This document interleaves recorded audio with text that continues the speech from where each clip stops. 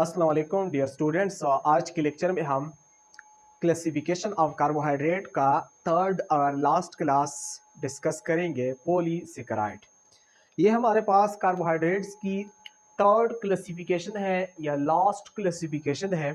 First class जो था वो मोनोसेकेराइड था, सेकंड ओलिगोसेकेराइड और थर्ड पॉलीसेकेराइड है।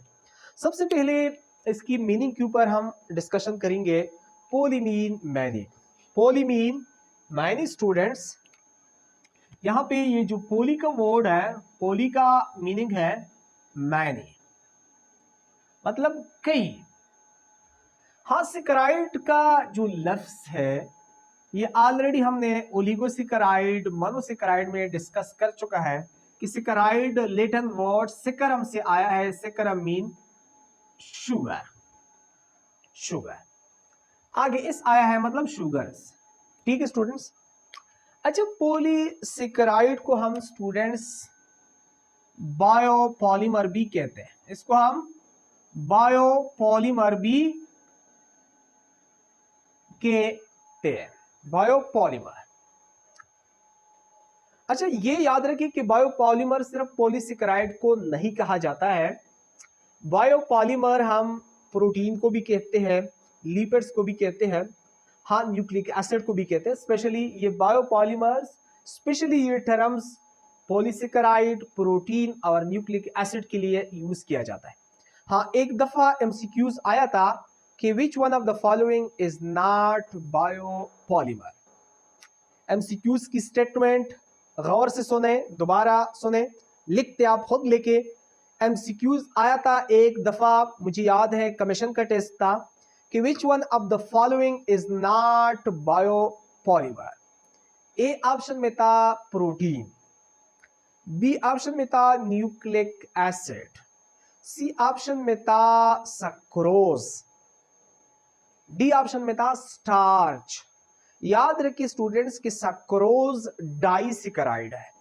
डाइसेकेराइड या ओलिगोसेकेराइड या मोनोसेकेराइड को बायोपॉलीमर्स नहीं कहा जाता है। बायोपॉलीमर्स प्रोटीन को, न्यूक्लिक एसिड को, पॉलीसेकेराइड्स को कहा जाता है। पॉलीसेकेराइड की एग्जांपल स्टार्च है, ग्लाइकोजन है, सेलुलोज है, ये बायोपॉलीमर है। हाँ, यानी जो मैंने एमसीक्यूज सुनाया इसी का करेक्ट ऑप्शन था सक्रोज, क्योंकि सक्रोज डाइसेकेराइड था। डाइसेकेराइड बायोपॉलीमर्स नहीं है। अच्छा, उसके अलावा पॉलीसेकेराइड वो कार्बोहाइड्रेट है कि जिसके एक मॉलिक्यूल में तकरीबन मोर देन 10 मोनोसेकेराइड की यूनिट्स मौजूद होते हैं।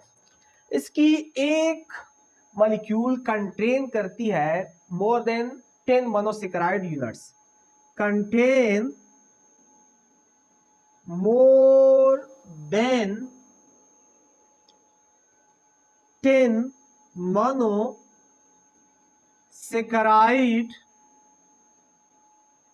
यूनिट्स। इसकी जब हम हाइड्रोलिसिस भी करें तो ये 10 से ज्यादा मोनोसेकेराइड की यूनिट्स हाइड्रोलिसिस के दौरान दे देता है। इसकी अगर हम हाइड्रोलिसिस भी करें तो ये 10 से ज्यादा सिंपल शुगर या मोनोसेकेराइड की यूनिट्स दे देते हैं हाइड्रोलिसिस के दौरान। अच्छा, उसके अलावा इसमें अक्सर मोस्टली ये मोनोसेकेराइड यूनिट्स जो है ये फिक्स तो मालूम नहीं है, लेकिन 1000 ऑलमोस्ट 1000 तक होते हैं। ऑलमोस्ट 1000 मोनोसेकेराइड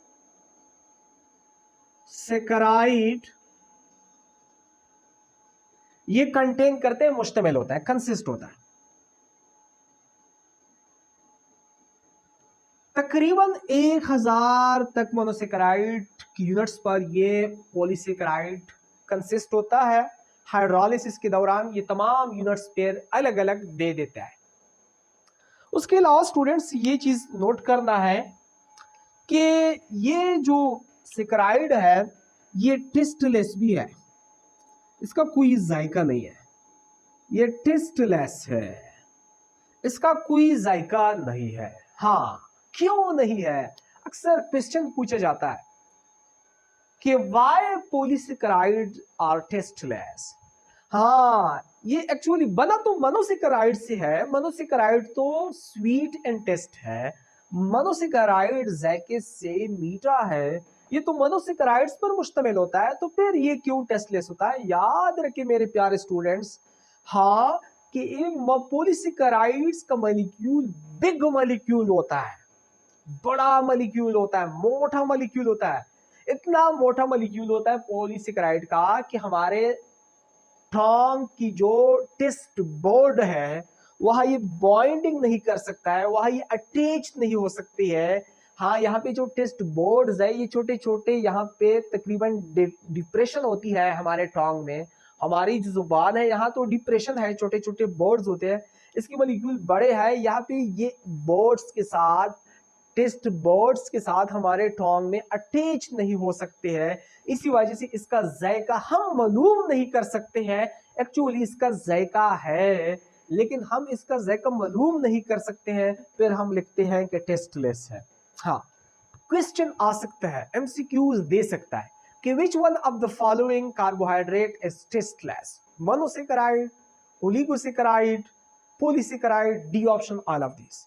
नोट करें कि ऑल ऑफ दिस को टिक नहीं देना है, सिर्फ पॉलीसेकेराइड को फिर टिक देना है। या which one of the following carbohydrate is tasteless? Option दे सकते हैं, glucose, sucrose, maltose, starch. Starch इसका एग्जांपल है, सेलुलोज इसका एग्जांपल है, हाँ, ग्लाइकोजन इसका एग्जांपल है। ये टेस्टलेस हो सकते हैं। बाकी सक्रोज डाइसेकेराइड है, ओलिगोसेकेराइड, ग्लूकोज, मल्टोज वगैरह मोनोसेकेराइड है। हाँ, ये टेस्टलेस नहीं है, लेकिन पॉलीसेकेराइड टेस्टलेस है। उसके अलावा स्टूडेंट्स ये भी नोट करना चाहिए कि पॉलीसेकेराइड जो है ये एमॉर्फस सॉलिड भी है, एमॉर्फस सॉलिड। इसका जो सॉलिड है वो एमॉर्फस सॉलिड है। इसमें जो पार्टिकल्स की अरेंजमेंट है वो रैंडमली है। फर्स्ट ईयर में ऑलरेडी पढ़ चुका है सॉलिड की चैप्टर में, एमॉर्फस सॉलिड, क्रिस्टलाइन सॉलिड। बाकी दो ओलिगोसेकेराइड, मोनोसेकेराइड, क्रिस्टलाइन सॉलिड है। हाँ, ये जो है ये एमॉर्फस सॉलिड है। एमॉर्फस का जो वर्ड है विदाउट शेप, लेकिन हम कहते हैं ये वो सॉलिड है कि जिसमें पार्टिकल्स रैंडमली अरेंज हो, पार्टिकल्स का कोई सीक्वेंस नहीं हो। हाँ, यहां से भी क्वेश्चन आ सकता है कि कौन सा कार्बोहाइड्रेट जो है वो एमॉर्फस होता है? हाँ, पॉलीसेकेराइड।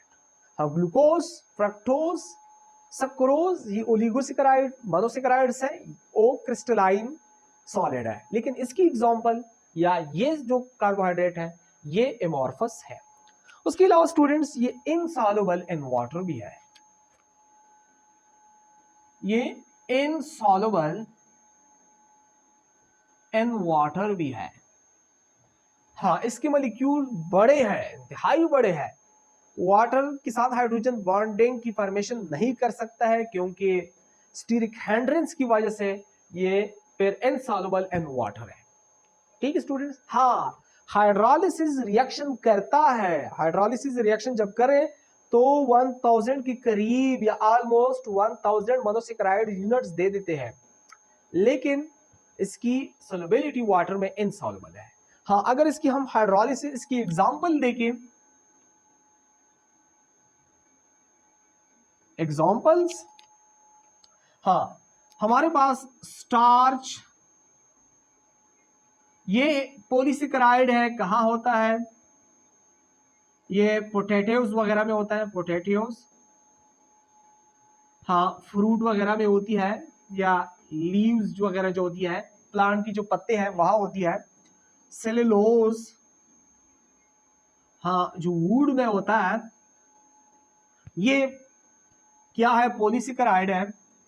ग्लाइकोजन, ग्लाइकोजन, हाँ, कहां होता है? लीवर में होता है, एनिमल के अंदर लीवर में, मसल में होता है। ये इसकी एग्जांपल है।